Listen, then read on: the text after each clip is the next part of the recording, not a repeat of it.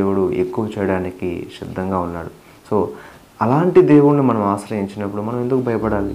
మనం ఎందుకు దిగులు పడాలి? మనం ఎందుకు మన ఆనందాన్ని కోల్పోవాలి? మనం ఎందుకు ఏదో దొరకలేదని నిరాశపడాలి?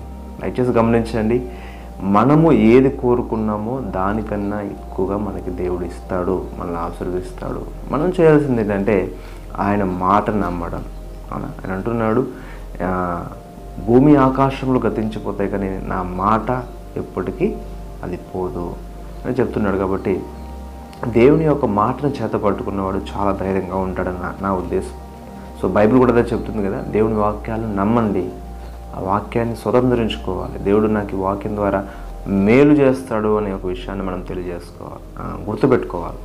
కాబట్టి ఈ ఉదయకాలం మీరు దేవుడిని అడిగిన ప్రతి ఒక్కటి దేవుడు మీకు అనుగ్రహిస్తారని నమ్ముతున్నాను. నమ్మండి, ఖచ్చితంగా మేలు పొందుకుంటారు. దేవుడు మాటలు దీవించును గాక. చిన్న ప్రార్థన చేసుకుని మనం ముగించుకుందాం. సర్వోన్నతుడా, సర్వశక్తిమంతుడా, ఈ ఉదయకాలం మాకు ఇచ్చిన ఈ ధన్యతను బట్టి ప్రభా, నువ్వు చెప్తున్నావు అడుగు వాటికన్నా ఊహించే వాటికన్నా ఎక్కువగా మాకు మేలు చేస్తావని.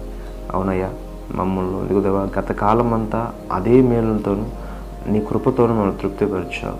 ఉదయకాలం సహోదరులు ఏ ఉద్దేశాన్ని హృదయంలో కలిగి ఉన్నారు, ఏ కోరికను నీ చిత్తానుసారంగా అడుగుతున్నారు, వాటన్నిటికీ సమాధానం దయచేయమని.